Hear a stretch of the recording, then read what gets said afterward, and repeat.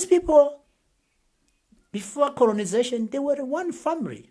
At least the big part of those ethnics, the Kikuyu and the Chaga, they are one family. They are the same ethnic. The Maasai people are the same ethnics, So, but now they are fighting. You understand me? Because the line just drawn between them by white folks, the British, and now you have a problem. So I think that's why I want to say to you today that unless we change, we be logical. We leave this being praised.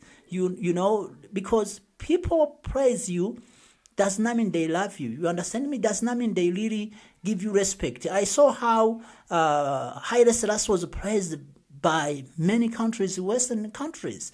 But when it was time for him to be killed, like how he was assassinated, according to what we know, but some people, they say so different things, those Western countries did not show up. You understand me? They praised him, but it does not mean they praise him because they love him. It does not mean they praise him because they want to help him or to help the people of Ethiopia. No, it's just they're acting because they know that we African, we love to be praised. If they want to take something from us, they say, oh, you guys, the Rwanda is the best country in Africa, is clean, and so on and so on. And then they take everything from that. That's how they praised Mobutu Sese Seko after he assassinated Patrice Lumumba. You understand me? And sometimes they even bring what they say. They praise Mandela, Nelson Mandela, who I believe personally, this is my opinion, but most of scholars will agree with me that Mandela did betray South Africans. I mean South African, really South African, not those white folks. Too bad to the point that they are suffering today. So he betrayed them because he loved to be praised. He was praised. He was made president, and then he made monuments. The books was written about him. The movies were made, and I think they still made the uniform, the T-shirts, and all of that kind of things. The books is in the library, the website, everything. They call him hero, but obviously, is he really a hero?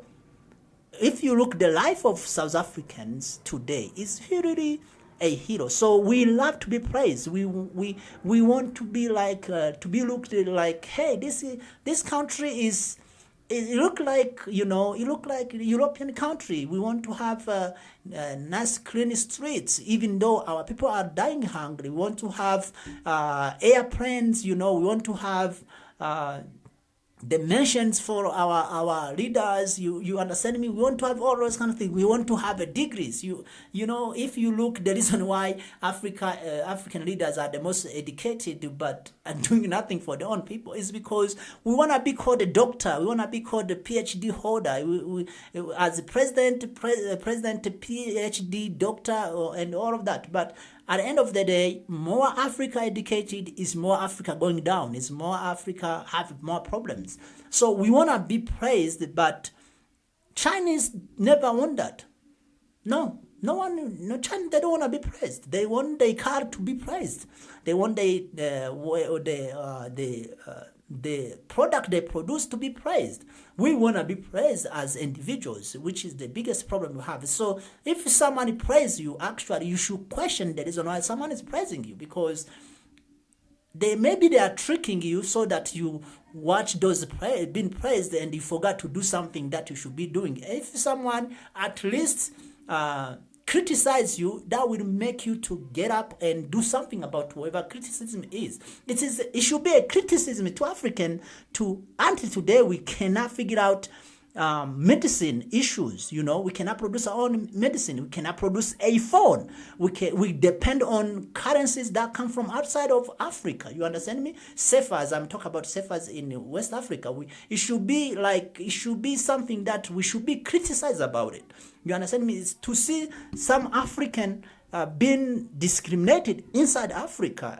At least if I'm discriminated outside of Africa, I care less. But inside Africa, I go there and then they take care of other people who are not Africans, and then I'm the last one. So that should be the things that we should be criticized by everyone. You understand me? But if someone do so, we come back and we hate them. Instead to do something about the situation that is being said. Can you imagine No one single country in Africa can produce a phone.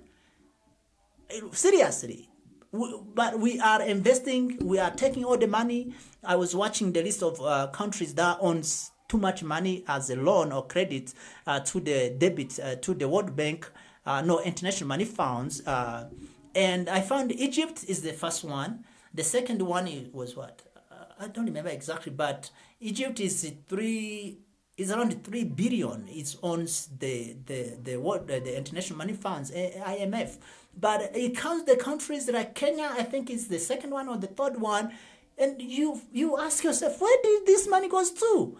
You understand me? We're building stadiums. We like Kenyans are good on playing football. We're building stadiums. We're building highways, and it's built by China. It's not even built by Kenyans. You understand me? I'm just saying Kenya, but you know in your country as well. So Kenya is what? Instead to take that money at least and put in place and say, hey, I have doctors, I have electricians, I have computer engineering. Let me take this 20 million and tell them to sit there and make a computer for my country. Instead to do that, we are building highways. You understand me? Instead to take that money and say, hey, all my experts, I need you guys to sit here and use this money to make sure that you make us a drone. We are buying drones. You understand me? Instead to sit there and say, hey, I need you guys to sit here and make us a car. We are importing cars. Now we are importing electronics cars. You understand me? Something that we can do. China did not make a car before. They were not meant to make cars. The bicycle you see made from China, it was not something that they made before. What is this? Anything you see, they did not. In 50, 60 years, China did not make those things, but they learn how to make them, and they're making them, and because they keep practicing and make better and better. So now they are making the best on most of the things, the computers, you understand me? So in fact, the computers, as you know, it was not made from China. The memory card, the flash driver, the cameras, all those kind of things, it was not made from China, nor Japan as well. So, but we Africans, we just wait someone to validate us, someone to give us the money, and then after that, they praise us. Hey, you guys are gonna be the most youngest continent, so the future is on. Don't listen to those nonsense, those delusion. Okay, the youngest continent, but it's also we are killing each other in wars that is not necessary. All over Africa, it's almost like I can possibly say 60% of Africa there is war. There is wars. We are killing our young people. So why will you say that Africa is the youngest continent, but you don't count how many young people are dying? You don't count how many people are running away from our continent. So those are delusion. Don't listen to that at all. Don't listen to someone say Africa is gonna be the powerful because you have the youngest population. No. No, at all. The youngest population are not educated. They are not taught who they are. They are not taught the principles and the values of a human, which is anti-corruption. They are taught to be greedy and to be selfish and to go and support whoever ethnic they are fighting for. So that is another delusion. Don't listen to that. It's like the African Union agenda, whatever 63 or 67 or whatever 6,000, whatever it is. It's all those delusions they are trying to make sure that you think there's something is going to happen in your life, but there is nothing is going to happen in your life, because the agenda should be let's unite Africa, at least pieces. Let's say like 5 countries in Africa are united, another 5 countries are in Africa are united. Those are the things someone should be talking about, not talking about Agenda 63 or whatever the heck it is, the young population and no. Don't listen to that at all. Don't listen to that. Don't listen to someone tell you, hey, Africa has natural resources, so for that reason it's gonna be the richest continent. That has been like that, okay? The natural resources are not coming from sky today. We have this the past 60 years at least. We have gas in Nigeria, but look how Nigeria is completely going down and down. I was watching something very painful. The passport of Nigeria. If you hold the passport of Nigeria, it's called the lowest among the passport, to the point that even the small countries in Africa or another place, they will reject you if you have a Nigerian passport. Can you imagine that? So let me just end my program. But what am I saying is that Nigerians stop living delusion life. Okay, stop that. Stop that. Okay, my friends, I love you guys, Nigerians. You are like I lived with Nigerians. I work with Nigerians. Very hard work. The world portray you like scammers. That is not true.